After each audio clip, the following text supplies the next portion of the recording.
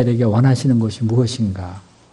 하나님이 주시고자 하는 축복이 무엇이었는데 이스라엘이 이걸 어떻게 감당하지 못하고 있는가? 이거를 지적하시면서 그리고 이제 그 비유를 버림받았지만 건축자의 그러니까 버림받았지만 그 모퉁이 돌 되시는 예수님 이것을 이제 비유로 자기 자신을 드러내십니다.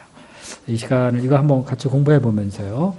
우리의 그 구원도 교회도 다 예수님을 기준으로 예수님으로부터 시작한다 하는 것을 다시 한번 배우고 예수님 10년 깊이 영접하고 그러면 좋을 것 같습니다. 자, 1번부터 해보겠습니다. 자, 우리 김혜식 목사님부터 할까요? 쭉쭉쭉 해서.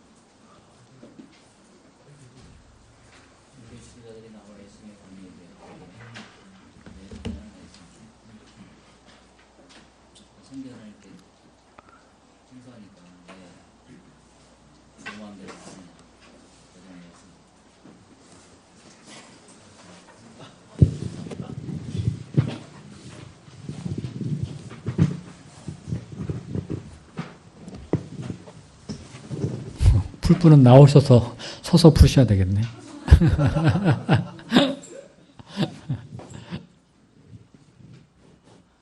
네. 그러니까 이제 목사님 말씀하신 대로 누구 마음대로 이렇게 그 성전을 청소하느냐 이렇게 따졌습니다. 그들이 문제 삼는 이런 일은 구체적으로 어떤 사건을 가리킵니까? 예수님께서 이제 막 상을 엎으시고 쫓아내시고 채찍으로 막 몰아내시고 양들을 이렇게 그런 어떤 성전을 청소하시는 그런 사건을 가리키는 것 같습니다. 예수님은 그들의 문제가 무엇이라고 하십니까?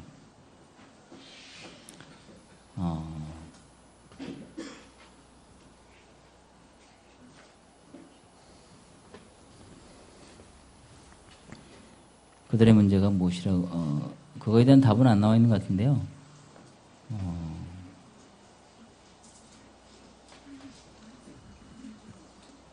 그러니까 그 문제를 보면 요한의 세례가 어디서 왔는지 아는 것이 왜 중요할까요? 하나님으로부터 왔다. 하나님의 간접적으로 요한의 세례를 언급하면서 예수님께서 하나님의 권위로 이런 일을 한다는 것을 이야기하시는 것 같은데요. 그러니까 요한의 세례가 하늘로부터 왔다는 것을 아는 게 그 하나님의 어떤 회개의 메시지를 듣고 회개해야 된다는 이제 그런 부분인데요. 중요하긴 중요한데 잘 모르겠습니다. 네. 이상입니다. 네. 조금 아까 이제 제가 이 이야기가 어떻게 포도원 비유가 생기게 되었느냐 그 얘기를 이제 말씀드렸죠. 그래서 이 일이라는 것은 그 성전을 청소하시면서 종교 지도자들이 분노케 된 그런 이야기예요. 이제 아까 얘기했지만은 도대체 이 성전에 관한 권세는 다 우리가 갖고 있는데 그리고 내가 너에게 이 권세를 준 적이 없는데 도대체 무슨 권세로 이것을 하였느냐. 그러니까 성전이면은 하나님의 종들이 자기들이 그 뭐라 그럴까요? 하나님의 종으로서의 가지고 있는 그런 권세인데 이걸 우리가 이렇게 딱 하면은 그건 하나님의 권세, 이건 하나님의 이름으로 하는 건데 네가 뭔데 이렇게 막 하느냐 이렇게 얘기한 거죠. 그래서 예수님이 이에 대한 반박을 하는데 내가 이렇게 하는 거는 내가 하나님의 아들이기 때문에 그런다 이러면 어떻게 될까요? 여러 가지 큰 문제가 더 생기겠죠, 그죠? 문제가 더 심각해질 겁니다. 내가 성전 자체가 되는 메시아다 이래도 문제가 되고요. 그래서 예수님이 이 문제를 좀 지혜롭게 넘어가시기 위해서 있죠. 그들의 약점을 잘 아시면서 그들의 문제를 잘 아시면서 그들에게 어려운 질문을 낸 거예요. 그래서 29절 30절이 예수님이 그 권세 문제를 따지는 그들에게 던진 질문인데 요한의 세례가 하늘로부터 온 것이냐 사람으로부터 온 것이냐. 근데 이걸 대답을 하려고 그럴 때 그들의 고민이 이제 그 하나님으로부터 하늘로부터 왔다 그러면은 어떤 문제가 생겨버리죠?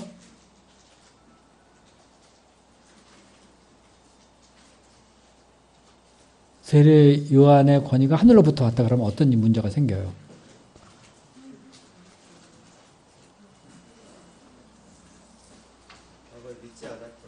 네. 어떻게 해요?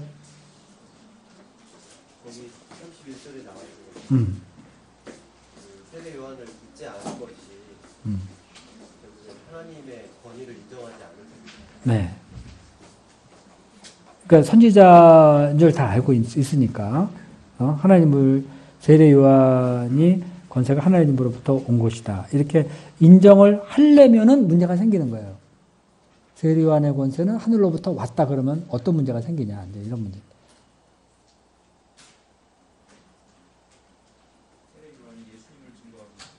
네. 그렇죠. 그렇게 되는 거죠. 세례 요한이 우리가 복음서를 보면 계속 나오지만은 자기는 예수 그리스도를 증거하러 왔다 그랬거든요. 그러니까 세례 요한의 권세는 하늘로부터 왔다 그러면은 예수님을 믿어야 되는 거예요. 메시아로서 믿어야 돼요. 근데 마음속으로는 예수님을 도저히 인정하고 싶지 않거든요. 그러니까 요 하늘로부터 왔다 이렇게 말하기는 너무 어려워지는 거예요. 그런데 그러면 하늘로부터냐 사람으로부터냐 해야 되는데 사람으로부터다 그러면은 어떤 문제가 생겨요?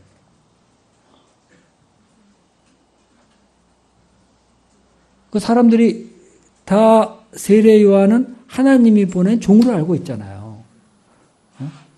그러니까 하나님이 보낸 종을 인정하지 않느냐? 사람으로부터 사람이다 사람으로부터 자기가 인간적인 권세가 그러는 거다 그러면은 사람들이 크게 반발할 거 아니에요.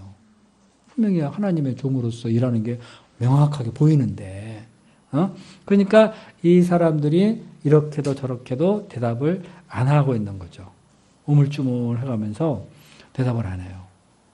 이렇게 하려니 문제고 저렇게 하려니 문제고. 그래서 예수님이 그거를 알려고 우리가 알지 못하노라 그러니까 예수님도 내가 이 성전을 청소한 것이 무슨 권세로 이렇게 하는지 너에게 말하지 않겠다. 이렇게 하면서 예수님도 넘어가시는 거예요. 그러니까 질문을 먼저 한 거는 종교 지도자들이거든요. 근데 그 질문에 대답하기, 그러니까 예수님도 어려운 점이 있으시죠. 그러니까 예수님이 권세 문제를 말하니까 그들에게 정말 참 권세를 인정할 줄 아는 그런 마음의 자세가 없다는 것을 드러내기 위해서 이런 질문을 딱 하신 거예요. 그러니까 너네들이 참 권세를 마음으로도 인정하고자 하지 않는다. 그러면서 무슨 자꾸 권위를 물어보려고 하느냐. 내 권위가 어디서 얻어왔는지 자꾸 그걸 물어보려고 하느냐. 이런 질문, 이런 거죠. 그죠? 맨날 권위 따지면서 진짜 권위는 인정하지 않으려고 하는 그들의 문제를 예수님께서 이렇게 드러내신 거라고 볼 수 있습니다.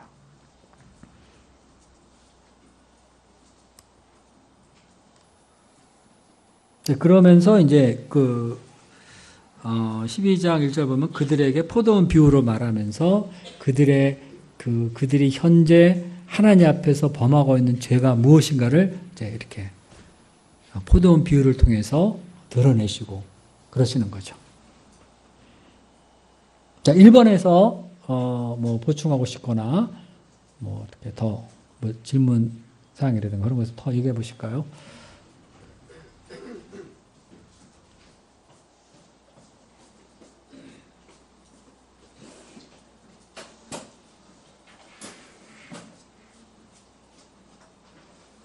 권위의 문제에 대해서 우리는 하나님 앞에서 권위를 참 인정할 줄 아는가 이런 것들 있죠. 한번 생각을 더 잘해볼 필요도 있습니다. 권위의 문제. 권위 참 중요하잖아요. 그죠? 권위를 세워줄 줄 알고 그런 것도 중요하고 그래요. 네? 참 하나님이 세운 권위를 잘 인정할 줄 아는 겸손한 마음을 가져야 되는데 사심이 들어가면 이 권위를 인정하지 않게 되고 이상하게 이제 종기 지도자들처럼 되는 거죠. 자, 뭐 다른 얘기 없어요? 넘어갈까요? 네. 자, 그럼 2번으로 가겠습니다. 이 정도면 될 것 같아요. 자, 2번 해봅시다.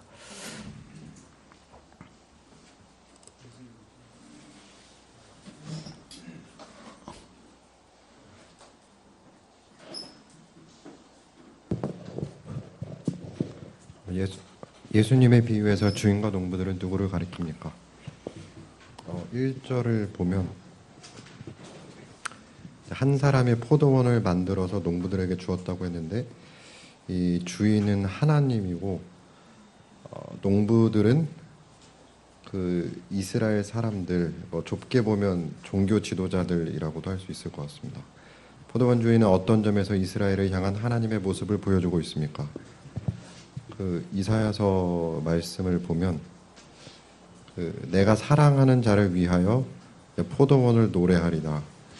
또 사랑하는 자에게 포도원이 있으며 심히 기름진 산에다가 극상품 포도나무를 심었다. 이런 표현을 보면 가장 좋은 것으로 심고 주셨다는 의미 같습니다.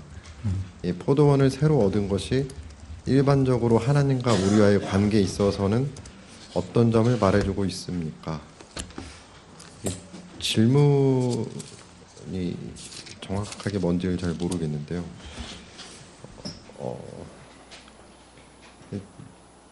좋은 걸 주셨다고 하는 것 같습니다. 또 주셨다는 것 자체가 일단은 이게 창세기 2장에 인용된 것을 보면 그 당시에 에덴 동산을 주시고 어제 경작하게 하신 장면이 나오는데 그래서 가장 좋은 환경을 전부 주시고 잘 관리하는 사명을 주셨던 이것을 상징하는 것. 네, 그런 거죠. 네. 쉽게 말하면 그런 겁니다. 예, 이상입니다. 네.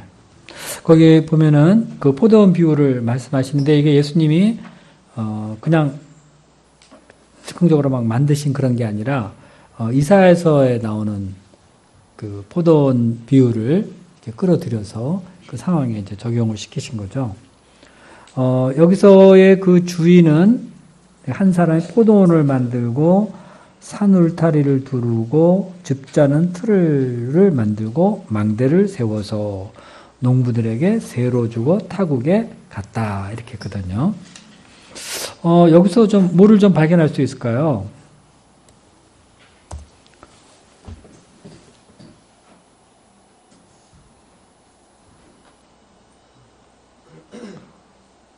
어떻게 포도원을 적당히 울타리만 쳐놓고 요거 정도 못 들어오는 정도로 막아놓고 그러고 끝났나요? 알아서 니들 농사 알아서 해라 그러면서 갔나요?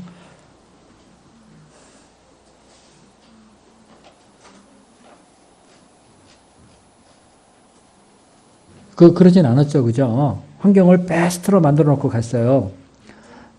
네. 어떻게 해요?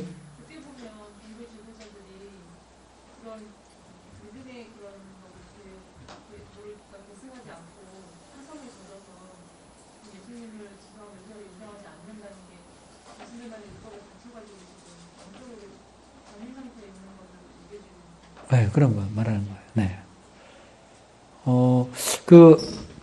먼저 포도원 얘기를 하면은, 어떤 포도원이 딱 있다, 여기 밭이 있다, 그러면은, 귀찮잖아요. 뭐 만들어주고.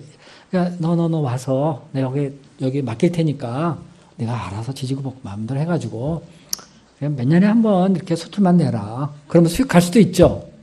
그죠? 어떻게 별로 포도원 자체에 대해서 애정이 없죠. 그거는. 그리고 거기 와서 일하는 사람들에 대해서 깊은 관심이 있는 거 아니에요. 그냥 소출에만, 노는 땅 니네들이 알아서 해라. 그러면서 이제, 해가지고, 때가 되면 소출 좀 걷어오겠다. 이런 식의 그런 건 아니죠. 이거 보면은 주인이 이 포도원을 상당히 정성을 들여서 만들었어요. 산울타리를 두르고 해서 이거는 도둑이 못 들어오고, 짐승들이 함부로 들어오지 못하게, 물을 탁 쳤죠, 경계선을.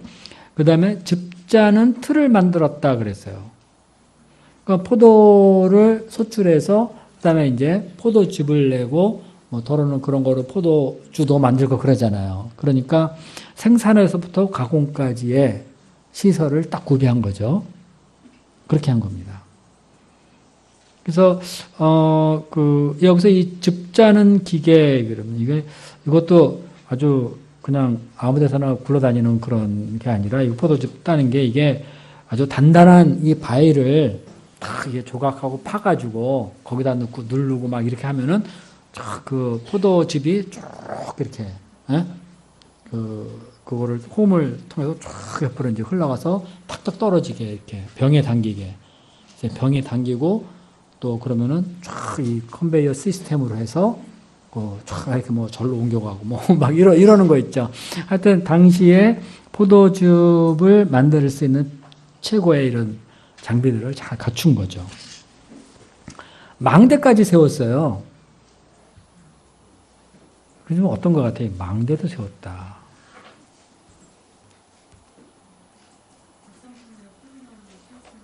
예. 예, 그렇죠. 그러니까 포도원을 상당히 아끼고 열매를 귀중하게 여기는 그런 주인의 모습이 여기 잘 나와 있죠. 그래서 망대 다 이렇게 해놔가지고 곳곳에 CCTV도 쫙 깔아놓고 그 다음에 서치라이트도 쫙 해가지고 가까이 오지 못하도록 가까다 총도 한 방씩 쏘고 뭐 이래가면서 절대로 접근 금지해가지고 그 안에의 그 포도 열매 뭐 생산되어지는 모든 것을 잘 보호하고자 하는 그런 마음이 잘 담겨 있습니다. 여기 보면요. 그리고 어때요? 이것을 그 농부에게 새로 주고 갔어요. 농부에게 새로 주고 갔다 이렇게 했는데 어때요? 우리도 보면은 좋은 직장 가는 거 예? 일하기 좋고 월급 많이 주고 신이 내려주신 직장 뭐 그런 거 많이 원하잖아요. 사람들이. 여기가 그거예요. 지금요. 딱 새로 주고 주인은 타국으로 갔어요. 위에서 이래서 잘해라 뭐 이러면서 그런 거 없어요. 그냥 새로 주고 갔어야죠. 아주 베스트의 직장에서 일을 할 수 있도록. 그야말로 열매 맺는 삶을 살 수 있도록 환경을 잘 마련해 주고 그런 거죠. 당시에 이렇게 우리 마태복음이나 이런 데 보면은 일자리가 없어서 거리에 방황하던 사람이 되게 많이 있었잖아요. 그런 거 있죠. 그죠? 뭐 6시에 나가는 사람 부르는 사람이 있고 9시 또 12시에 부르는 사람이 있고 해질녘 5시에 가서 부르는 사람도 있고 막 그래요. 그죠?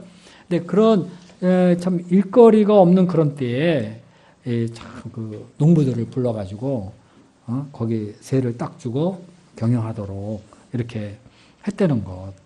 이건 어떻게 보면 참 실업자를 흘려주고 뭔가 일할 수 있게 해줬다는 거. 이거 얼마나 이게 그 농부들에겐 감사한 일이에요. 사람이 일을 해야죠. 좋은 직장을 갖고 싶어 하고 근데 좋은 직장에 일을 하게 됐으니까 떳떳하잖아요. 어떻게 일하는 기쁨에 대해서 좀 한번 얘기를 좀 한번 해볼까요? 우리 혜연 목자님 한번 얘기해 볼래요? 네. 뭐 감사하네요. 긴장이 없으면 네. 뭐 살아가는 게 상당히 어려움이 느껴질 때 그죠. 보람도 있어요. 네.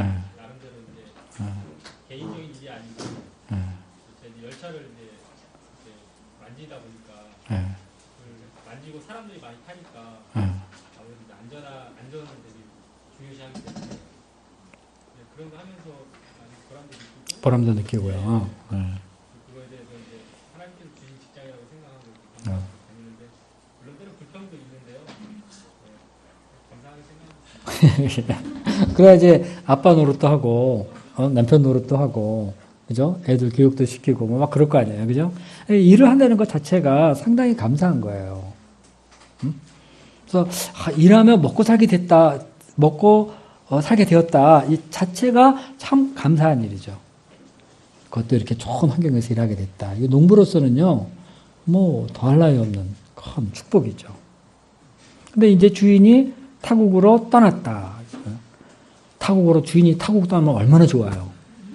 네? 주인이 있으면요, 고용주가 이렇게 눈에 보이면요, 눈치 봐야 되고요. 주인님, 야, 차 떴다! 그러면 쫙 해가지고 또 긴장해가지고 또 열심히 일하는 척 해야 되고, 뭐, 하여튼 눈치를 좀 많이 봐야 돼요. 그런데, 주인이, 이거 그냥 맡겨주고, 그냥 타국으로, 그냥 다른 동네가 아니라 타국이야, 타국. 네?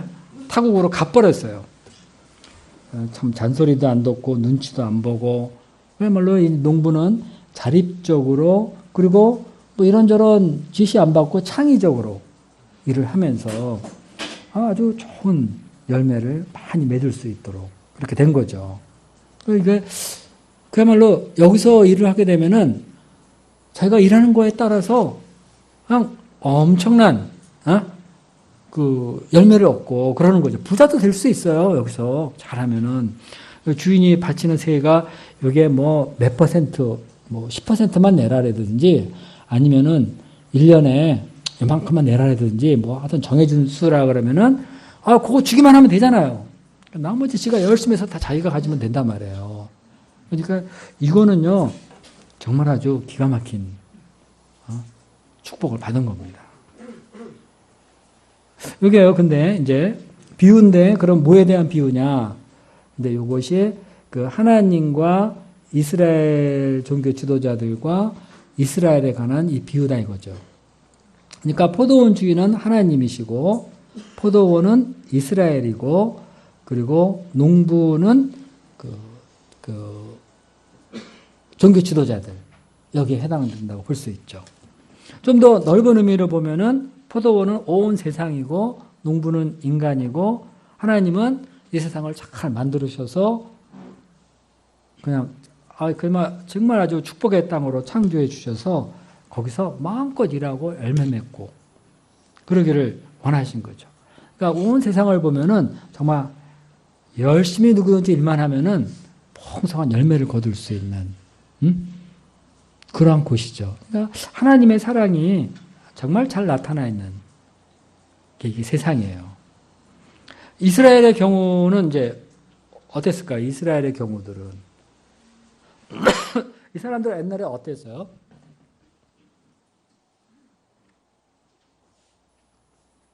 옛날에 따져보면 어땠어요, 이 사람들요? 그 애굽의 노예였잖아요. 애굽의 노예에서 아주 죽도록 고생하고 가진 건 없고 다 빼앗기고 뭐 그랬어요. 그런데 하나님 이게 남만을 위해서 자기들은 얻는 것 없이 남을 위해서만 죽도록 일을 하고 고생은 고생대로 하고 그랬는데 하나님께서 그들을 해방시키셔서 이 젖과 꿀이 흐르는 가나안 땅으로 들어오게 하시고 거기서 열매를 거두는 삶을 살게 하신 거죠. 그러니까 이스라엘 백성이 받은 이 보통 삶에 대한 이 축복도 엄청난 거예요. 그쪽 메소포타미아 지역에서 요 가나안 땅 그쪽 있잖아요. 거기는 아주 땅이 비옥하고 열매를 많이 맺는 그런 곳 아니에요. 정말 좋은 땅을 하나님이 고르셔서 거기에 딱 들어가 살게 하셨어요. 또 이스라엘이 받은 이런 축복 말고 또 어떤 축복이 있죠?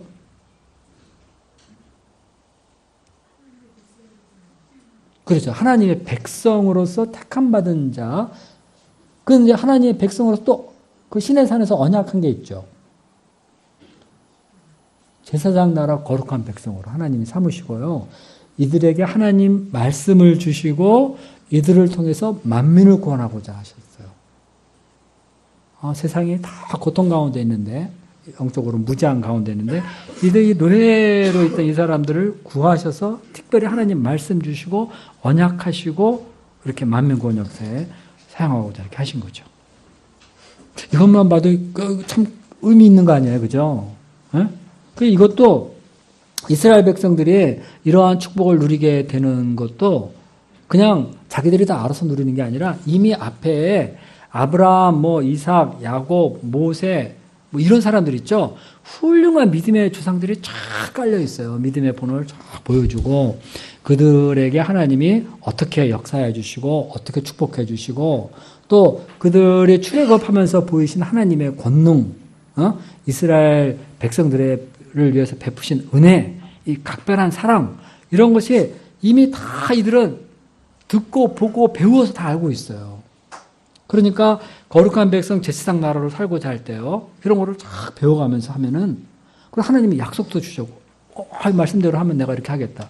그러니까 이 사람들은 지금 아주 풍성한 영육 간의 풍성한 축복이 앞에 쫙 널려 있는 거죠.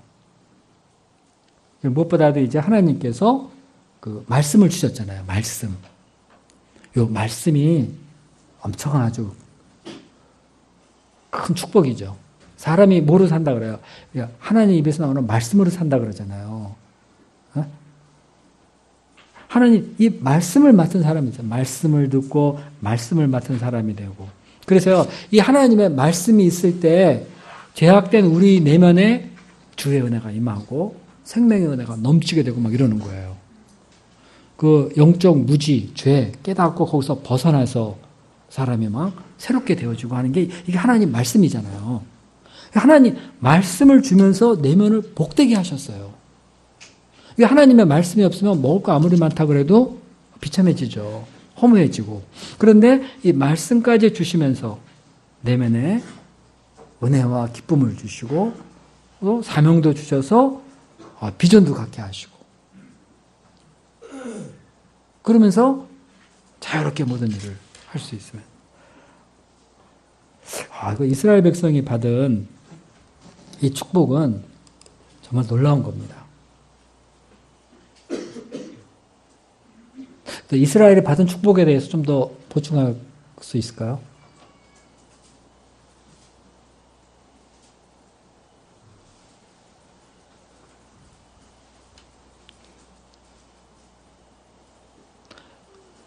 그런데 이제 이 종교 지도자들 있잖아요. 종교 지도자들. 이 사람들은 하나님이 이렇게 축복해 주신 이스라엘을 이렇게 다스리고 관리해주고 또 열매를 맺게 하도록 도와주는 사람들 아니에요. 이건 더 큰 축복이죠. 이거 목자가 돼가지고 그들을 도와주는 거예요. 축복받는 길을 가르쳐주고 말씀도 가르쳐주고 이러가면서요. 자, 이게 이제 오늘날 우리에게 어떻게 적용이 돼야 되는가 요거를 한번 생각해 봐야 될 것 같아요. 하나님이 우리에게 포도원을 주셨다 이렇게 물론 이제 우리가 먹고 살 땅도 주시고 뭐 얼마나 주셨는데 하나님이 우리에게 주신 포도원 우리에게 임한 은혜는 무엇인가 이렇게 한번 생각을 해본다면 그것이 뭘까요?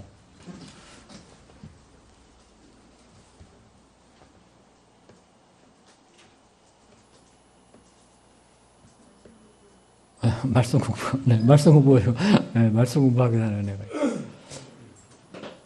우리 호연 목자님 저쪽 뒤에 어떻게 좀 한마디 해보시지 않겠어요? 하나님 우리에게 주신 축복이 뭐가 있을까요?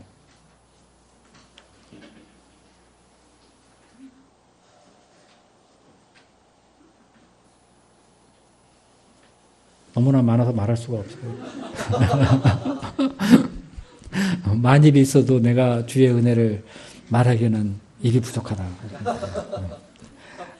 하나님이요, 우리가 가고 하나님을 모르고 죄 가운데 살았잖아요. 죄가 죄인지도 모르고 죄를 즐기고 막 이러면서 하나님과 원수된 삶을 살고 막 그랬단 말이에요. 그런데 하나님께서 우리를 독생자 피로 구원해 주셨죠. 그래서 영생을 얻게 하시고 하늘나라를 소유하게 하시고 하늘나라를 상속자로 삼으시고 그리고 우리를 목자 삼으시고 이러셨어요. 우리에게는 이 목자의 마인드를 주신 거 하나만 생각해도 너무 감사한 것 같아요. 다른 사람들은 목자 하라 그래도 그런 거 왜 해? 그냥 예배보고 은혜만 받으면 되지. 이렇게 해도 끝나거든요. 마음에서도 할 마음도 하려고 엄두도 못 내요. 근데 우리에게 하나님이 목자의 마인드를 주셔가지고요. 어떤지 사람을 도와보고자 하는 양을 하나 얻고자 하는 이게 참 놀라운 마음을 주셨어요. 누가 이런 거 가져요? 보통 사람들, 보통 크리스찬들 안 가져요. 하나님은 근데 우리에게 이렇게 구원하실 뿐만 아니라 많은 말씀을 주시고 누리고 거기서 기뻐하게 하시고 이 목자의 마인드도 주시고 선교사의 마인드도 주시고 그래서 주님을 위해 일하고 싶은 마음을 아주 우리 마음 가운데 많이 부어주셨죠. 또 뭐 하나님 우리를 위해서 준 게 또 뭐가 있어요?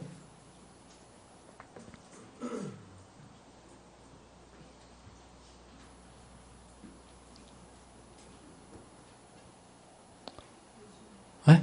예수님? 네. 아니 일주일에 한 번씩 서영 공부하기 위해서 때를 따라 말씀을 착착 공부해 주셔가지고 말씀의 은혜를 받게 하시고 또 그거 배워서 또 가르칠 수 있게 하시고 또 뭘 주셨어요 우리에게? 각자에게 여러 가지 재능도 주시고 네, 재능도 주셨어요. 달란트 주셔가지고 찬양도 하고 뭐 연극도 하고 뭐 많이 하잖아요. 그죠? 그런 걸 없어서 하나님께 쓰임 받을 수 있도록 그렇게 하시고 또 구별돼 뭐 구별됐죠? 직장이나 어디 이렇게 네. 다니게 되면 모르면 막 휩쓸리게 되고 네. 막 이렇게 휩쓸려서 놀게 되는 것도 있고 네. 그런데 하나님께서 말씀을 주시니까 네. 이게 뭐가 옳고 그른지를 판단하게 하시고 네. 선택을 이렇게 잘 할 수 있어요. 네.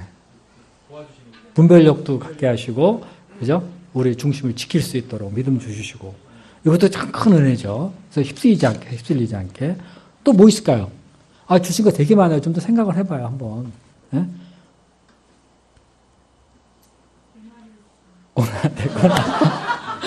상당히 고차원적으로, 그거 정말 좋은 거예요. 고난을 주셨기 때문에 우리가 그 안에 성장하죠. 사랑하기 때문에 고난 주시잖아요. 그죠? 업그레이드 시키려고. 저런 이런 어려움, 저런 어려움 있어. 이 고난이 없으면 우리가 고난을 통해서 배우는 그 하나님을 그 참 깊고 크신 그 하나님을 어떻게 알겠어요? 저런 고난도 주세요. 사랑하기 때문에. 또 뭐가 있을까요? 동역자를 주셨어요. 동역자. 나만 혼자 외롭게 땅 파게 만들지 않고 같이 일할 수 있는 그런 동역자를 주셨잖아요. 그래서 사방을 둘러보면은 뭐 그냥 동역자들이 많고요. 같이 기도할 수 있고, 같이 또 주 안에서 은혜를 나눌 수 있는 그런 동역자들이 뭐 넘치게 주셨어요. 특별히 우리 제가 600배 있어서 하는 얘기가 아니라 정말 그래요. 또 뭐 있죠? 받은 은혜를 좀 한번 생각해 봐야 돼요. 예? 그렇죠. 교회도 새로 지어주셔가지고, 예? 저기 있을 적에는 양들이 올 적에 무슨 이상한 데 끌려오는 것 같은 생각을 많이 했는데, 이제는 건물이 번듯해가지고요, 쫙 들어오면 은혜가 있고, 좋다, 여기. 막 이러기도 하고 그래요. 이런 예배를 드리고, 말씀을 공부할 수 있는 공간도 주셨습니다. 우리는 받은 게 정말 많아요. 다른 데 보면은, 이런 게, 그 캠퍼스 앞에 없어가지고 조금만 요런 데 얻어가지고 거기서 겨우 하는 정도인데 이렇게 센터를 주차장 완전히 구비 다 돼 있고 차 타고 와도 차 세울 데가 있고 얼마나 좋아요. 각 층마다 화장실 다 있고 너무나 좋은 거예요 지금요. 그리고 이거 시설도 되게 좋아요. 아주 또렷또렷하게 들리고요. 말씀은 이게 직직거려가지고 이게 나쁘면요 말씀을 못 들어요. 근데 베스트의 설비로 그 당시 다 했잖아요. 아름다운 환경에서 이렇게 정말 얼마든지 하나님께 나와 찬양하고 감사하고 말씀을 배우고 이럴 수 있는 걸 주셨어요. 또 뭐가 있어요 우리에게 또 하나님 주신 우리의 특권과 축복 이런 거 뭐가 있을까요? 캠퍼스를 주신 거예요. 이걸 우리는 결코 빼놓으면 안 됩니다. 우리는 모든 사람이 다 귀하니까 모든 사람에게 복음을 다 전해야 되죠. 그러나 우리는 특별히 이 젊은 지성인들, 장차 이 나라를 참 이게 이끌어갈 그런 지도자들을 하나님 말씀으로 섬기겠다는 것이 너무나 큰 축복이에요. 이 양들이 말을 안 듣고 안 배워서 문제긴 하지만 그래도 이게 우리에게 이 젊은 캠퍼스의 지성인들을 맡겼다. 정말 우리가 할 일이 얼마나 큰가, 받은 축복이 얼마나 큰가 하는 걸 알 수가 있죠.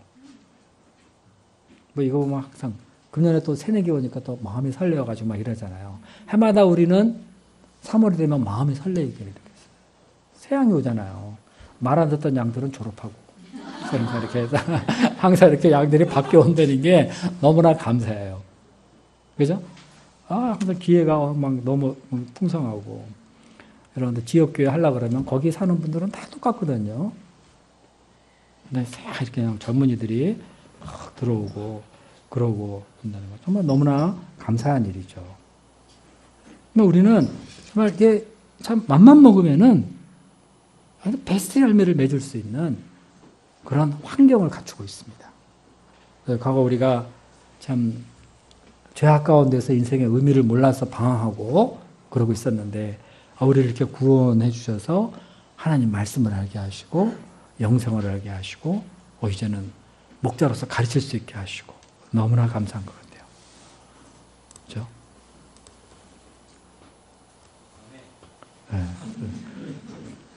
이거 지금 만약에 하나님이 우리를 안 부르셨다면 지금 뭐 하고 있을까? 그걸 한번 생각해 봐야 되고, 은혜를 생각할 땐 하나님이 나를 안 부르셨다면 내가 지금 뭐 하고 있을까? 어떻게 됐을까? 이런 생각을 한번 해봐야 돼요. 그래야지 은혜가 되죠. 그냥 이런 거 안 하면은 당연하게 은혜를 여기는데, 하나님이 나를 안 부르시고 이렇게 축복해 주시지 않았다면 내가 지금 뭘 하고 있을까? 이런 생각을 해보면은 참 놀랍죠. 우리 진다니엘 목자님은 뭘 하고 있었을까요? 네? 잠자죠.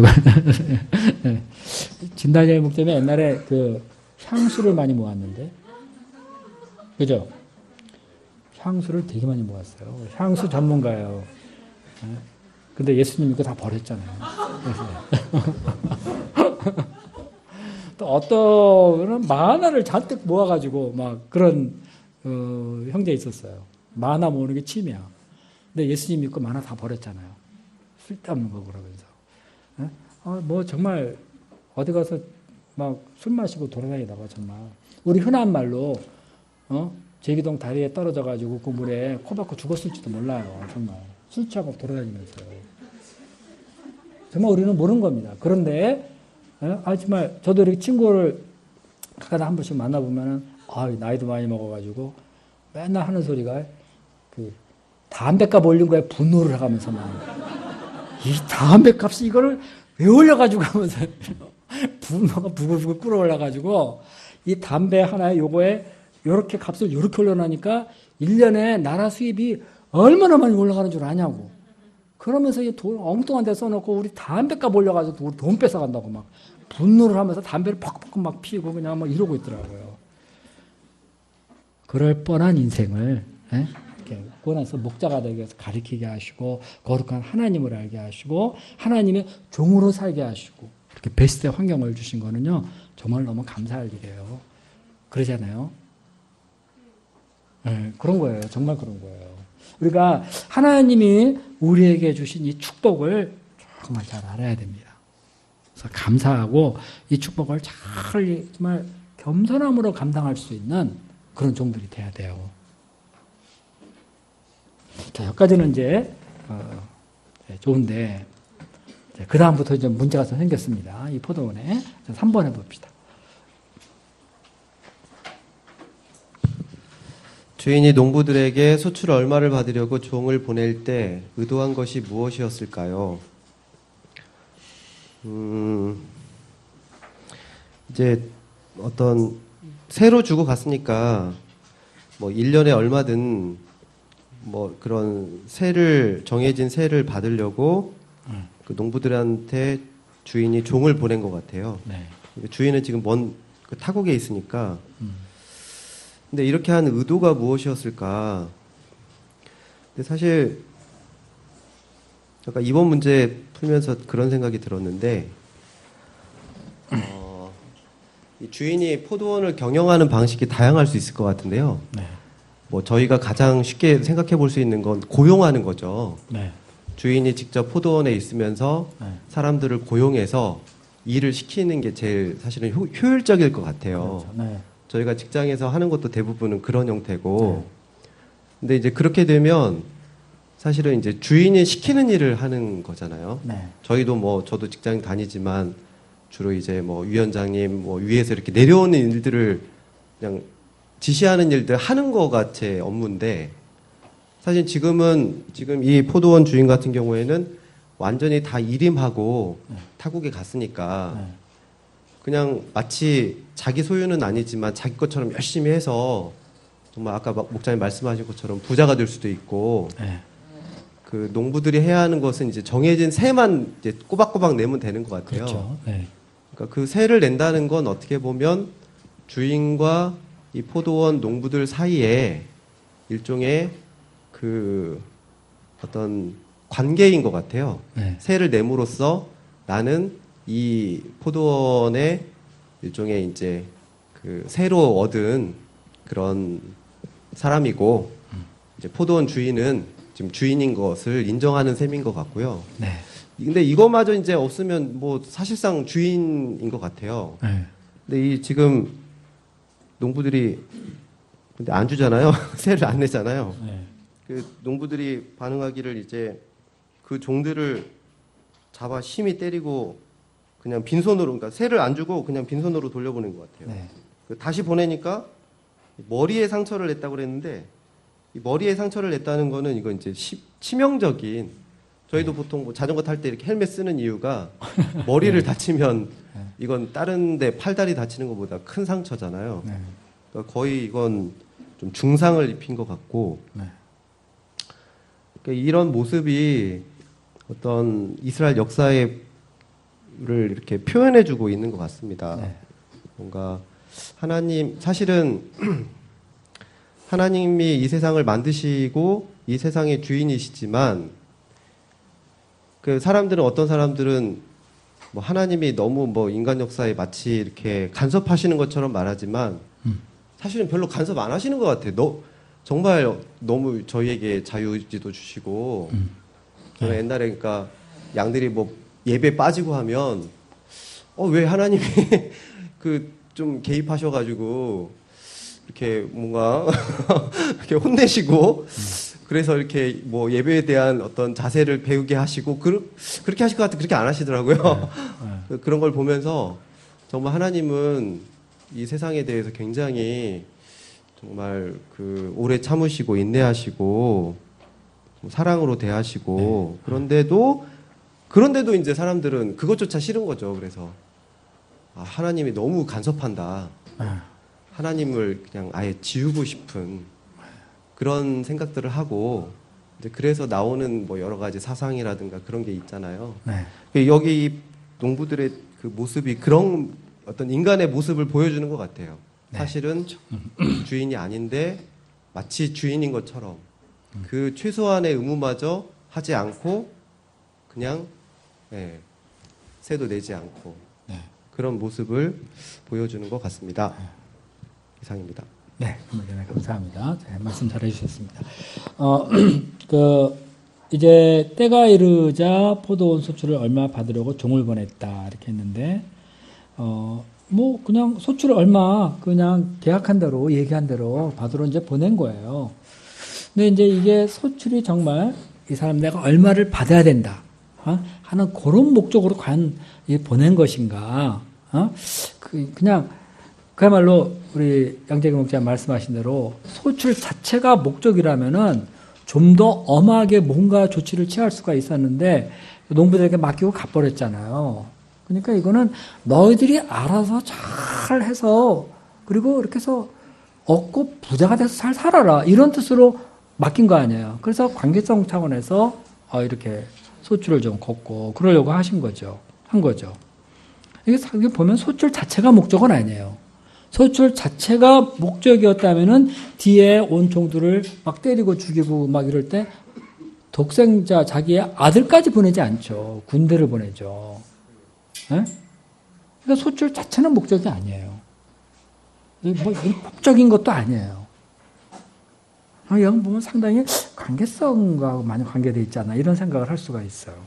그런데 이제 이렇게 소출을 거두려고 한 종을 보냈는데 그에 대한 반응이 어땠는가? 그 종을 잡아 심히 때리고 거저 보냈다.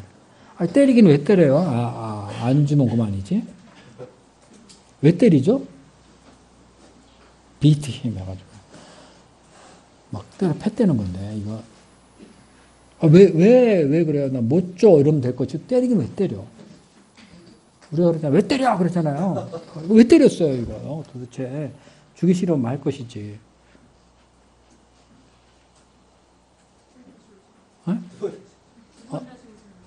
두 번 다시 하시나?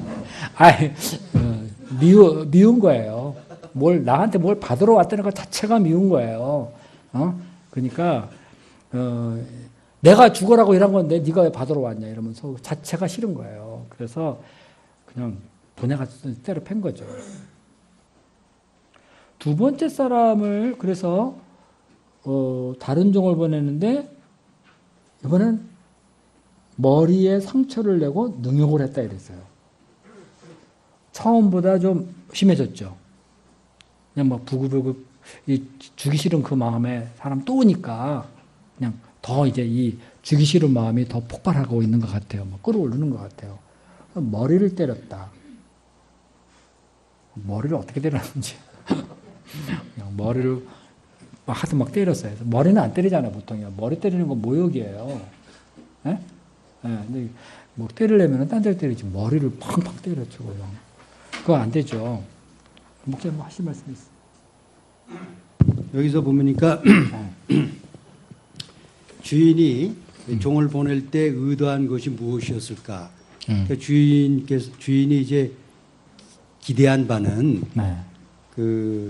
이 종들이 포도원을 빌려준 그 종들이 이 포도원의 주인을 기억하도록, 그죠? 네. 근데 지금 종들의 지금 문제는 뭐냐면은 포도원이 자기 것으로 착각하고 있다는 거. 그러죠. 네. 그러니까 우리가 그 창세기에서도 보듯이 에덴 동산을 사람에게 맡겨서 이제 거룩한 사명을 주셨는데, 제 그 아담스 바이블 첫 하나님의 말씀의 포인트는 이 에덴 동산이 주인이 하나님이라고 하는 것을 기억하도록 하기 위함 그렇죠. 아니겠어요? 네. 근데 지금 이 종들은 그거를 잊어버렸다 그 얘기예요. 네. 하나님이 우리들에게 이 종들에게 바라시는 그 바는 뭐냐면은 하나님이 나의 주인이시다. 네.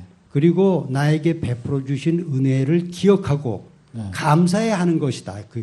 그렇게 생각이 됩니다. 네, 그렇죠. 그래서 이 종들을 보냈을 때 뭐 그 소출을 뭐 얼마나 일을 주든지 10을 주든지 그게 문제가 아니고 그저 감사함으로 이 주인을 기억하고 그 주인이 보낸 종을 잘 대접하기를 네. 기대했던 것 같아요. 예.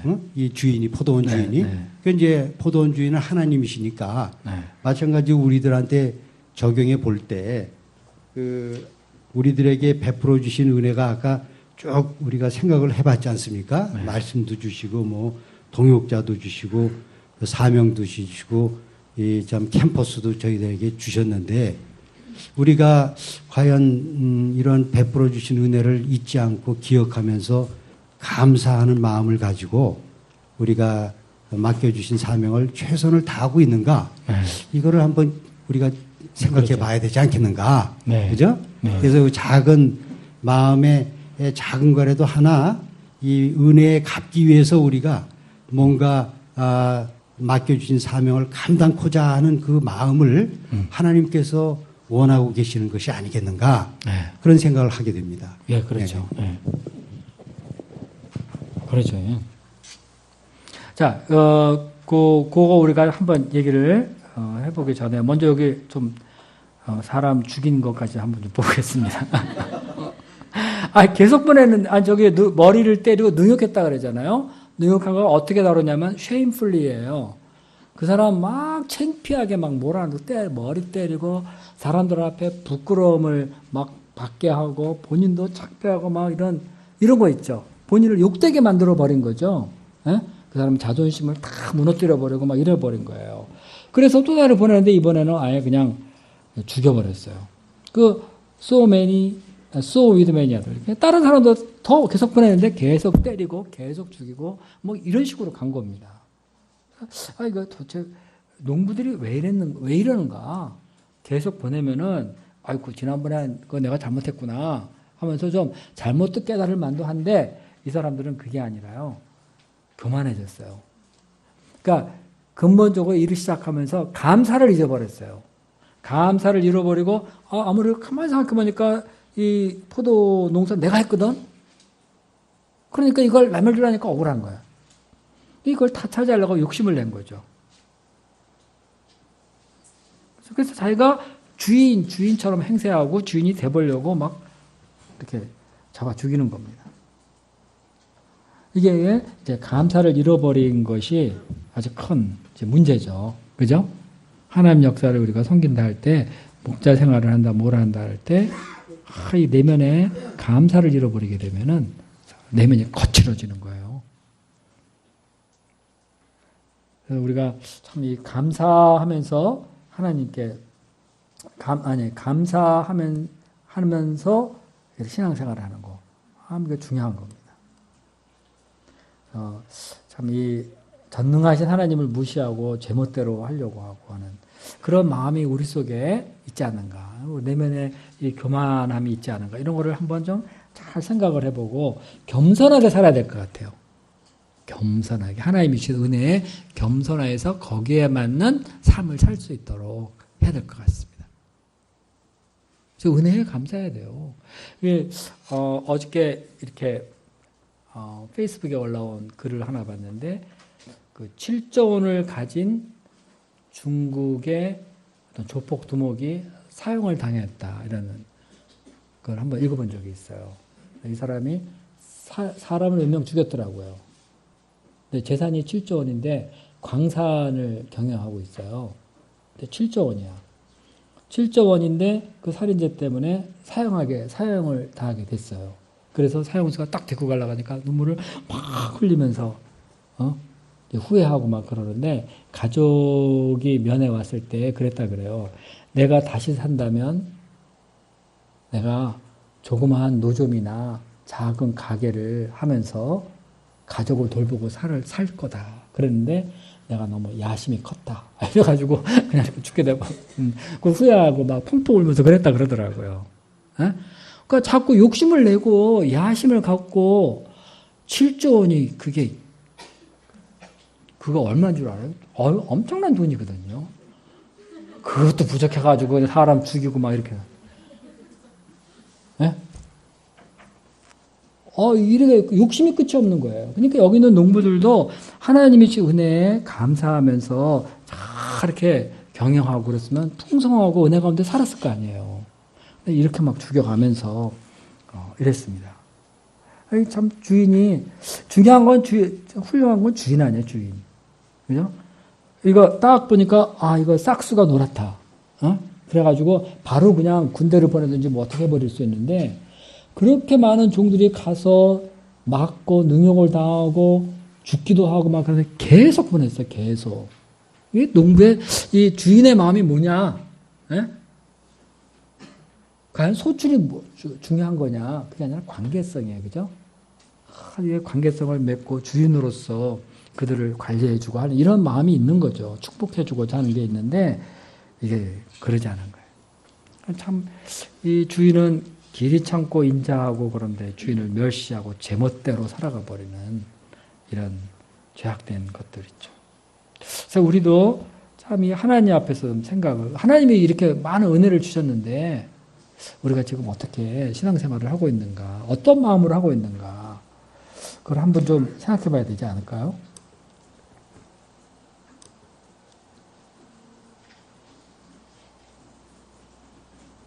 어떻게 항상 감사하고 있나요?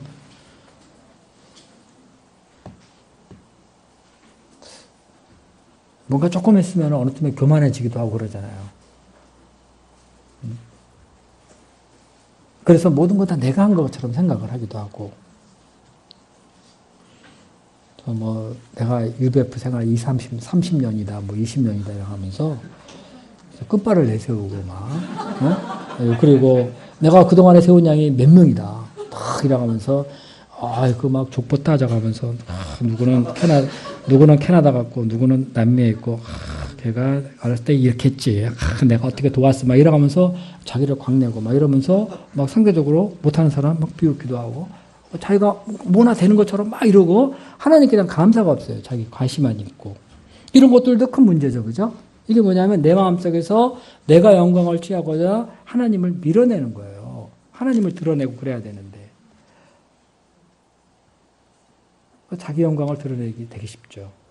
이게 우리 속에 있는 이 못된 농부의 마음 이런 거 혹시 없는가 잘 한번 생각을 해봐야 될 것 같습니다.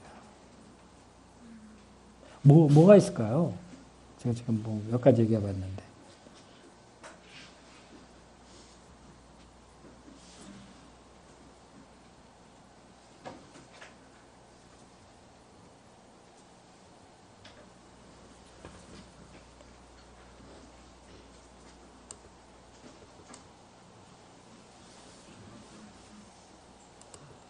자, 4번 하겠습니다.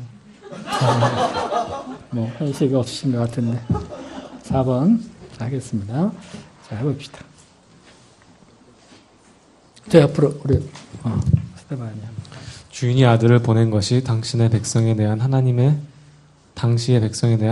사랑과 소망에 대해 어떤 점을 보여주고 있습니까?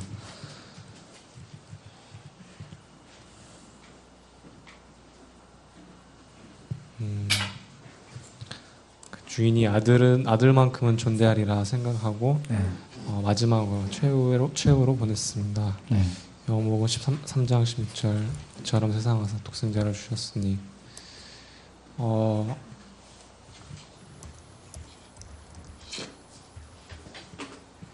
아들을 보냄으로써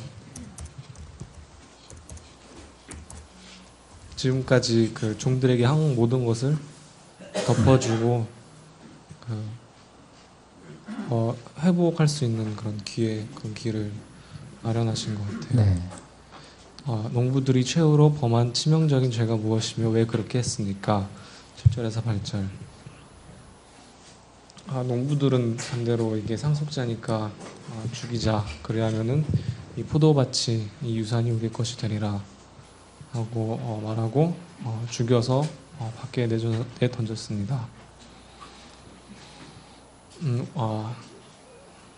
끝까지 그 욕심이 나고 또 주인이 되고 싶어서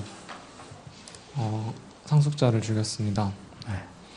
예수님은 종교 지도자들에게 하나님의 공의에 대해 어떻게 경고하고 있습니까? 9절.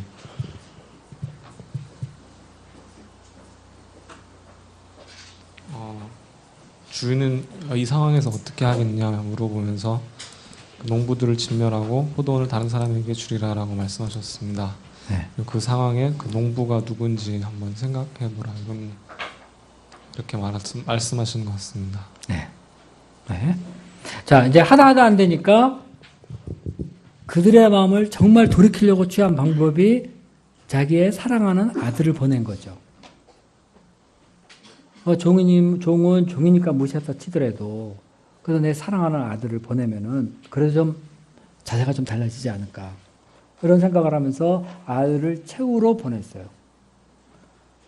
그래서 생각한 게 주인이 생각엔 아들은 존대할 것이다 이런 생각을 했는데 리스펙트 할 거다 이랬는데 이 아들을 딱 보는 순간 이 농부들이 서로 쑥덕거리더니 이거 상속자다. 상속자니까 이 사람을 죽여버리면은 이거 이 포도원이 우리 것이 될 거다. 그 유산이 우리 것이 될 거다. 이런 생각을 한 거예요. 그러면서 그를 잡아 죽여서 어떻게 포도원 바깥으로 내던져 버렸다 이렇게 했어요. throw. 그래서 허세 휙 내던져 버렸어요. 죽여가지고. 예수님을 그 예루살렘 성문 밖으로 확 쫓아가지고 십자가 못 박힌 거 그런 거 이제 연관이 되죠, 그죠?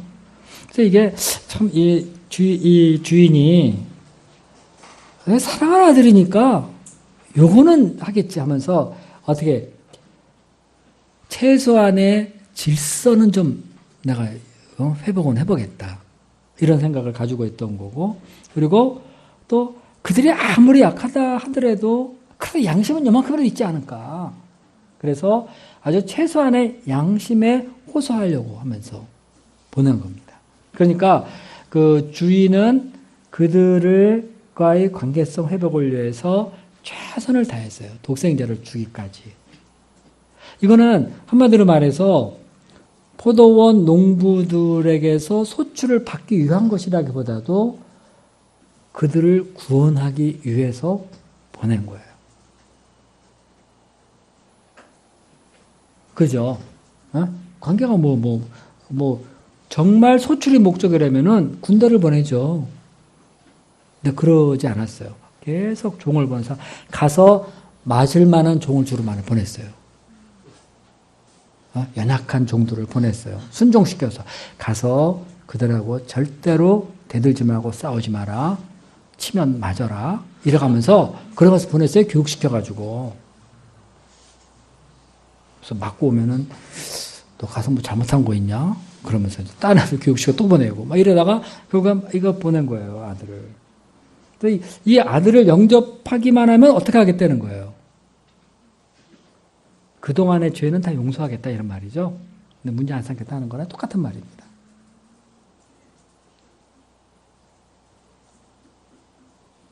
그런데 이 농부들이 이렇게까지 해버렸습니다. 아, 이거 어떻게 그 아들을 잡아 죽여서 포도원 바깥으로 내는 무덤에 장사한 것도 아니에요. 그냥 포도원 바깥으로 쭉 내버렸어요. 정말 이 주인의 주권 이거를 인정하는 그런 마음이 없고 감사하는 마음도 없고 그냥 뺏어서 자기 마음대로 욕심만 채우고자 하는 그런 게 있어요. 그래서 예수님이 이 비유를 딱 하시면서 뭐를 한 거예요? 벌써 여기에 나오는 그 아들이 나 자신이다 하는 것을 지금 말씀해 주고 있는 거죠. 이게 이제 다시 말하면은 정말 죄로 병들고 교만해진 우리들을 구원하기 위하여 독생자를 보내신 거나 마찬가지예요. 하나님이 최고의 사랑을 예수 그리스도를 통해서 보냈다는 거죠. 누구든지 예수님만 영접했다 하면은 더 이상 문제 삼지 않고 죄 없는 걸 하겠다. 그런데 사람들은 그러지 않고 예수님을 죽였죠. 그죠? 예수님을 그 바라바하고 그 예수님을 세워놓고 누구를 택하라 그럴 때 바라바를 택할 이유가 아무것도 없어요. 그 옆에 은혜와 능력이 충만하신 예수님이 계시면 예수님을 택해야 될 거 아니에요. 그런데 이 예수님을 버렸습니다. 이거 아주 마음이 정말 악하고 그렇죠. 예수님을 없애버렸어요. 이게 참 이 예수님 지금 이제 무슨 얘기를 하냐면 성전 얘기 앞에 했잖아요, 그죠? 성전에 가서 이 성전이 문제가 있구나 해서 좀 청소를 하고 좀 깨끗하게 했는데 왜 네가 여기 와서 이러냐 하면서 예수님을 미워하고 더 나아가서 예수님을 죽이기까지 음모하는 그들의 죄를 드러낸 거죠. 이 비유가 그거죠, 그죠? 거기서 그래서 예수님이 경고하시는 거예요. 포도원 주인이 어떻게 하겠느냐? 그 농부들을 진멸하고 포도원을 다른 사람에게 주리라. 자, 이거 무슨 뜻일까요?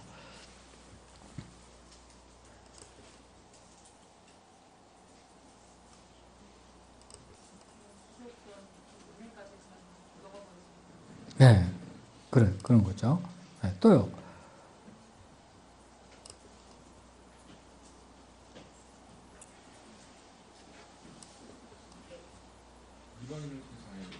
네, 그런 거죠. 그죠?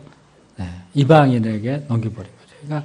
그러니까, 하나님은 때가 되면요, 참다 하시지만은, 때가 되면 반드시 심판하시고, 그들에게 주었던 그 은혜와 특권을 뺏어서 다른 사람에게 감당을 못하니까, 감사도 없고, 감당도 못하고, 그들에게 그 은혜를 주고, 특권을 준 그거를 거기에 합당하게 사용할지 모르니까 도저히 안 되게 뺏어서 주는데 그게 바로 이스라엘에게서 당신의 포도원을 뺏어서 이방인에게 준 거나 마찬가지예요.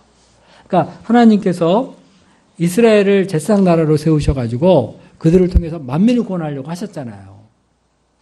그래서 참 여러 가지 면으로 많은 축복을 주셨는데 그거를 감당하지 못해서 이제 이 만민 구원 역사가 먼저 어디로 갔느냐 하면 이방인에게로 넘어가 버렸어요. 그래서 이 사람들 어떻게 됐어요? 이스라엘은. 그래서 역사적으로 보면 그 로마군에 의해서 예루살렘 완전히 멸망돼 버리고 그들은 세계권 다 흩어져 버렸죠. 그죠? 그래서 하나님이 심판한 거예요. 메시아를 죽인 거에 대해 심판을 하시고 그래서 그 특공 이런 거는 이방인에게 넘어가 버리고 그랬습니다.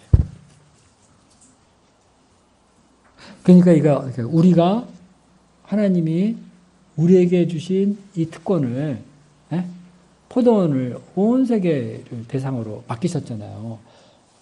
하나님이 우리에게 캠퍼스 포도원을 맡기셨는데 이 포도원을 가꾸고 하는 열매 맺는 이 특권을 우리가 잘 감당해야 되는 거죠. 우리가 게으르고 이거를 함부로 여기고 감사도 모르고 막 한다면은 하나님 주신 축복은 딴 데로 넘어가게 돼 있어요. 그렇죠?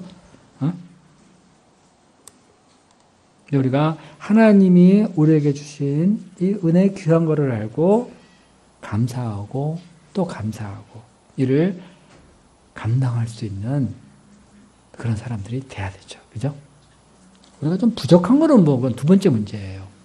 감사함으로 감당할 수 있는 감당하는 그래서 어쩐지 그 그리스도의 이름을 높이고 하나님을 찬양하는 그런 신앙생활을 해야 됩니다.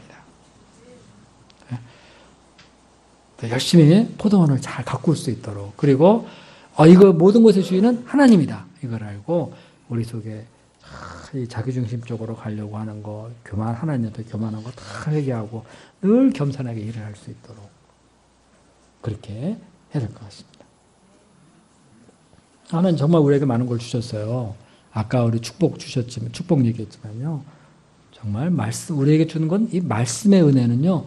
정말 놀라운 거예요.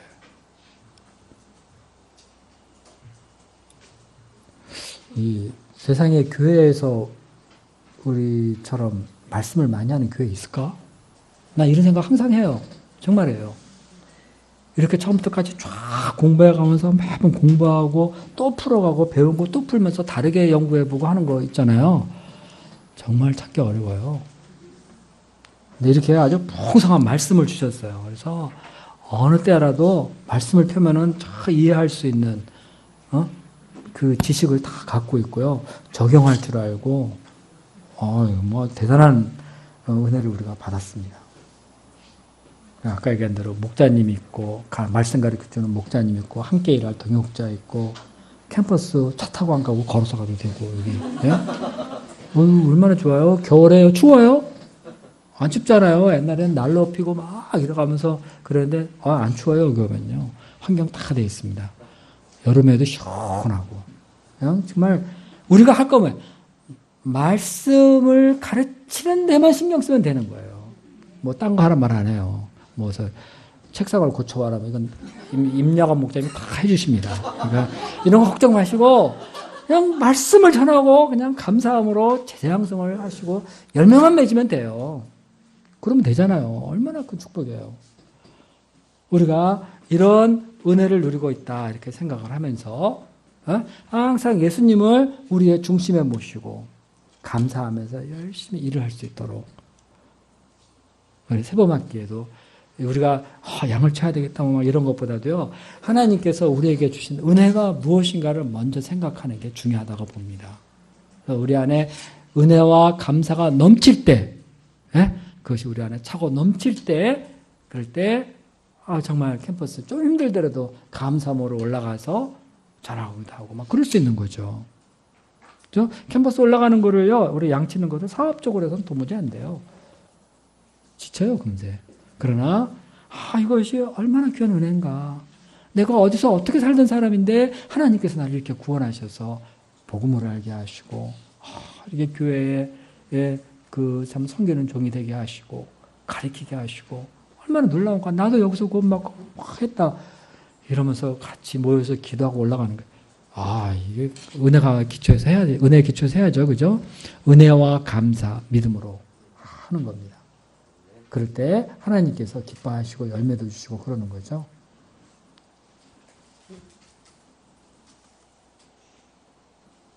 자, 여기서 더 얘기하실 거 없나요? 우리 같이 한번 얘기해보는 시간 가지면 좋겠습니다.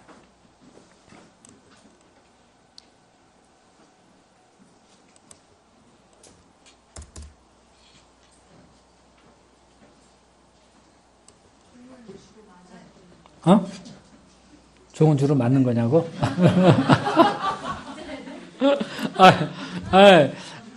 중요한 질문, 정말 중요한 질문 하셨어요. 종은 맞아야만 되는가? 그래서, 뭐, 맞아야만 되는 건 아니지만은, 맞을 준비는 항상 하고 있어야 되는 것 같아요. 예? 그건 그런 것 같아. 맞을 준비는 좀 하고 있어야 되지 않을까요? 안 맞으려고 막 이러다가 보면은 싸우게 되잖아. 이게 종은 정말. 좀 심각한 질문을 하셨는데. 맞을 준비가 되어 있네.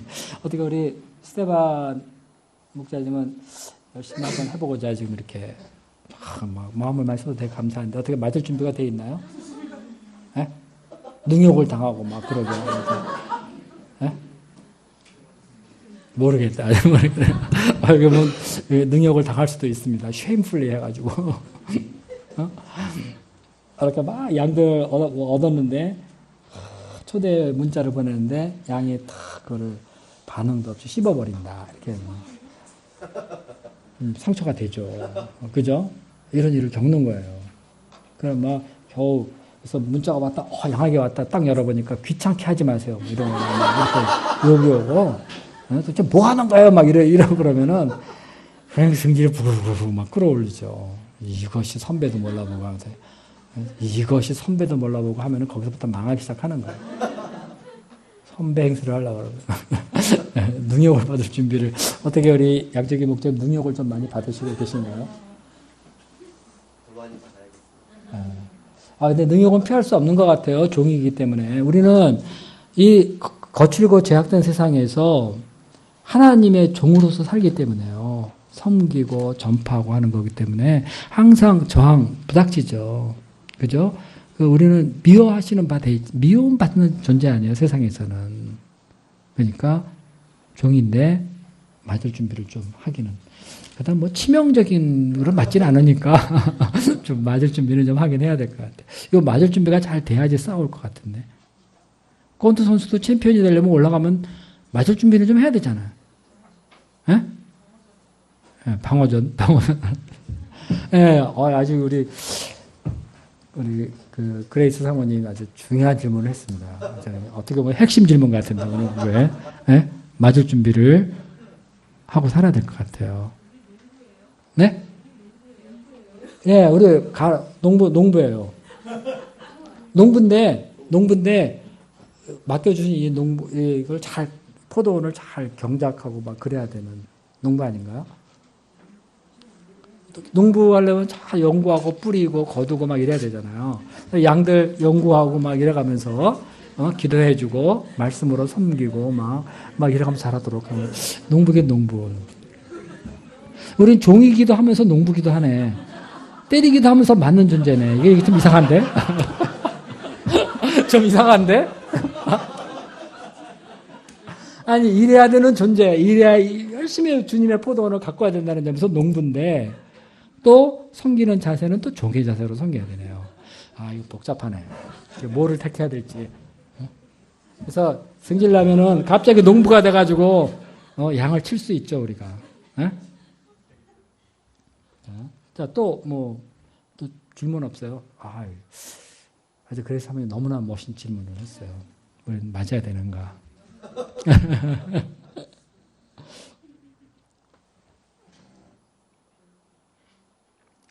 자, 그러면 5번 해봅시다.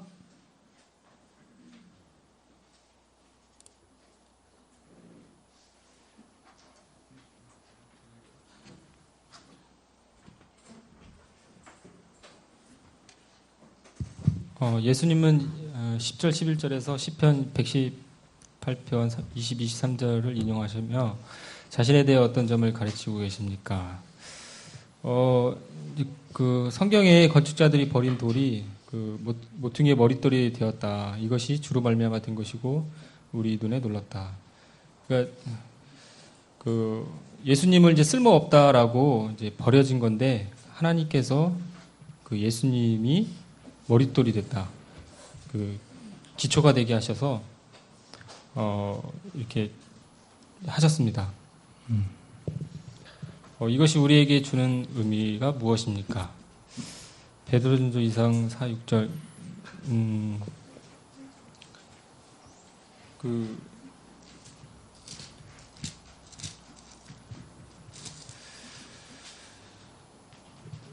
그 사람들에게는 버림받았지만 하나님께 택하심을 입은 보배로운 산돌이신 예수님께 나아가 너희도 산돌같이 신령한 집으로 세워지고 예수 그리스도로 말미암아 하나님이 기쁘시게 받으실 신령한 제사를 드릴 거룩한 제사장이 될지라. 성경에도 이제 아까 말씀하신 대로 그 예수님이 그 보배로운 모퉁이 돌에서 를 이렇게 두셨다. 예, 그래서 머릿돌이 되게 하시고 이렇게 하셨습니다. 사람들에게 버림받아 됐지만 우리도 이제 예수님을 믿는데 버림받은 것처럼 되지만 우리도 이렇게 예수님으로 인해서 신령한 집으로 세워지고 또 우리도 이제 보배로운 사람이 되고 또 이렇게 되는 것 같습니다. 네. 이러한 놀라운 일을 행하신 하나님을 통해 무엇을 배웁니까? 그러나 예수님의 비유에 대해 종교 지도자들은 어떤 반응을 보였습니까? 좀 감사한 것 같아요.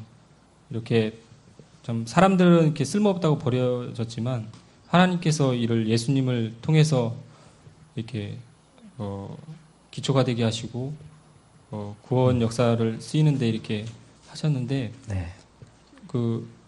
우리도 이제 그 예수님 때문에 세상에서는 그 보잘것없고 이렇게 좀 그렇게 보일지만 그 하나님 안에서는 상당히 이렇게 보배롭고 또 우리를 이렇게 크게 사용해 주시고 또 이렇게 하시기 때문에 어떤 면에서 이렇게 보면 상당히 감사하고요. 또 이렇게 세상에서는 좀 뭔가 이렇게 좀 부족한 것 같고 뭔가 좀 그래 보이지만 이런 하나님을 보면은 좀 이렇게 은혜가 되기도 하고 감사한 것 같습니다. 네. 네. 네, 거기에 이제 이 비유의 결론으로 예수님이 그 시편 말씀을 인용하셨죠. 그 10절, 11절이 이제 바로 그건데요. 예수님은 결국 자기 자신이 사람들에게 버림받는다고 생각을 하셨어요. 그러니까 십자가에 못 박혀 죽을 것으로 이제 아시죠, 이미. 예? 그러나 예수님이 이런 이스라엘에게 미움을 받아서 십자가에 못 박혀 죽는 것을 실패로 보지 않으셨어요. 뭐로 봐느냐면 새 역사의 시작으로 보셨어요. 그래서 예수님이 건축자의 버린 돌이 모퉁이의 머릿돌같이 되셨다. 그래서 건축자들이 이런 돌이 있어 그래서 버렸는데 하나님께서 그 예수님을 모퉁이의 머릿돌같이 이제 집을 지을 때 이렇게 그 머릿돌이 있고 거기서부터 이렇게 사방으로 이제 뻗어나가잖아요. 위로 세우고 좌우로 이렇게 이제 뻗어나가서 집을 짓게 되는데 바로 그 모퉁이 돌이 건축의 기준점이 되잖아요. 시작점이고 기준점이고. 그래서 모퉁이 돌을 제대로 딱 세워야 그 다음에 원래 짓고자 설계했던 그 건물이 쓰는 거죠. 그래서 이제 예수님이 바로 그러한 모퉁이의 머릿돌 같이 하나님 구속사의 교회의 기준이 되었다. 시작이 되었다. 이런 뜻이죠.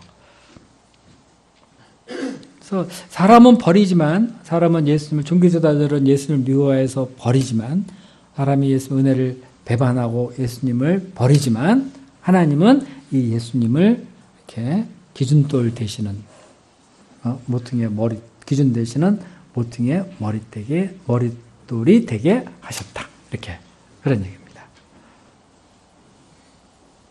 그래서 결국 어떻게 되는 거죠? 독생자를 보내셨는데 사람들이 예수님을 십자가 못 박혀 죽였잖아요. 그러면 하나님께서는 이 예수님의 십자가를 중심으로 해서 구원 역사를 새롭게 쫙 이끌어 나가신다. 그래서 참 완악한 죄인들을 참으시고 인내하시고 구원하고자 하시는 하나님이 예수님의 십자가에서 벽에 죽으신 예수님을 모퉁이 머릿돌이 되게 해서 하나님의 뜻이 있는 거죠. 그죠? 어떻게 이렇게 십자가에서 찔려 죽으신 분을 기준 삼으셨을까? 이런 생각이 이제 들잖아요. 그런데 그 십자가에서 그 피 흘려 죽으신 그 예수님, 그 어떤 모습이에요? 용서, 사랑. 그거를 누구든지 이 예수님을 믿고 영접하면은 거기서부터 용서하고 사랑하고 은혜와 능력이 넘치는 삶을 살게 해주신다는 겁니다. 이게 완악한 죄인들을 참으시면서 대속하러 오신 예수님.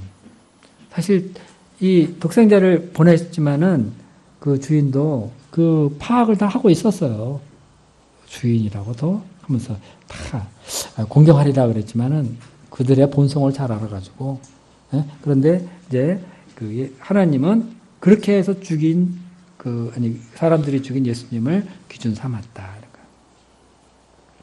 예수님은 정말 겉보기에는 아무것도 아닌 것 같고, 사람에게, 농부에게 멸시당하고, 막 그러는 것 같지만, 그러나 그런 분은 아니다. 모든 구원의 시작이고 기준이 되신다. 이런 거죠. 그러니까 예수님이 없는 그 무엇은 예수님이 기준이 되지 않고 예수님이 출발이 되지 않은 그런 것은 세상에 하나님 앞에서 의미가 없는 거예요. 왜냐하면 하나님은 예수님으로 모든 것의 기준을 삼으셨기 때문에 그래요. 그래서 우리가 참 이 땅에서 은혜와 또 열매를 맺고 믿음의 삶으로 또 승리하고 그러기 위해서는요, 항상 예수님으로 돌아가야 돼요. 예수님을 배우고, 예수님을 믿고, 의지하고, 그럴 때 우리는 비로소 우리 이 땅에서의 삶을 완성해 나갈 수가 있습니다.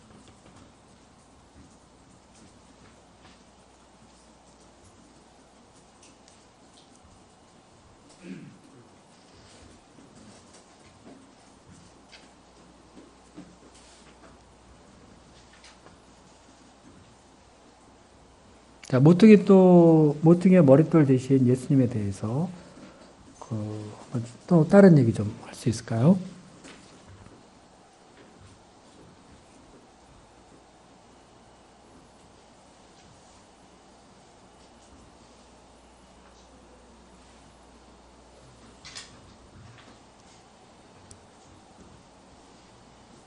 문중호 목사님 뭐 하실 얘기 없어요?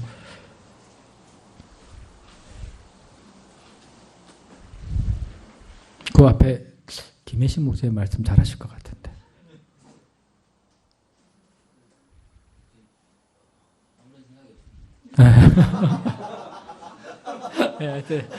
그러면 김혜신 목사님 아무 생각이 없으면은 다 없는 거로 여기고 그만 끝내. 네, 우리가요. 어떤 오늘은요, 우리가 공부 중에 좀 중요하게 생각할 것은 감사하는 마음을 갖자. 이게 하나님이 우리에게 주신 은혜가 얼마나 놀라운 것인가. 죄사함에서부터 구원, 영생, 사명, 그리고 환경을 만들어 주신 이 하나님. 감사하는 마음을 갖자. 이런 게 제일 먼저 있어야 될 것 같습니다. 감사하는 마음을 놓치면 다 놓쳐버리는 거예요. 항상 하나님께 감사하는 마음을 가지고, 그 다음에 이 감사 속에서 자원과 기쁨, 이걸 가지고 하나님 역사를 섬겨나갈 수 있도록, 그리고 범사에 우리가 무엇을 하더라도 예수 그리스도를 기준 삼는, 그럼 우리가 자기 생각이라든가 뭐 다른 어떤 세상 철학이라든가 이런 것 말고 예수님을 기준 삼아서 예수님 안에서부터 항상 문제를 풀어나가는, 예수님의 말씀에서부터 문제를 이해해 나가는 그런 우리가 돼야 되겠습니다. 그래서 우리의 이 모임도 항상 어디에서든 뭘 하든 예수님의 기준이 딱 돼 있어야 돼요. 십자가가 분명해야 됩니다. 예수님의 십자가 은혜로부터 모든 것이 쫙 시작돼 나가야 돼요.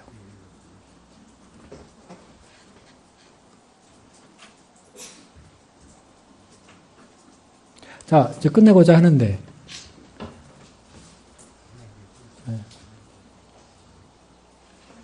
됐죠?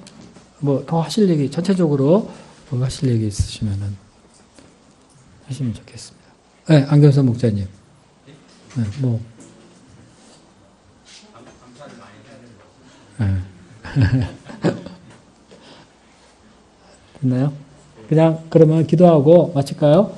그래서 우리가 이 세범학기에 감사하는 마음 가지고 캠퍼스 하나님이 맡기신 포도원의 농부로서 열심히 일을 하고 열매 맺고 그러면은 좋겠습니다. 자, 그러면은 제가 기도하고요. 두 분씩 기도하고 마치겠습니다. 기도하겠습니다. 하나님 아버지, 오늘 저희들에게 포도원 농군의 비유를 통하여서 저희가 어떤 마음을 가지고 하나님 역사를 섬겨야 되는지 배우게 하셔서 감사합니다. 아버지 하나님, 저희가 우리를 죄 가운데서 구원하신 하나님의 은혜를 생각하고 범사에 감사할 수 있도록 하여 주시옵소서. 하나님께서 우리에게 주신 많은 은혜를 생각해 볼 때 하나님께서 우리가 얼마나 참 열매 맺고 축복된 삶을 살기를 원하시는가를 알 수 있습니다.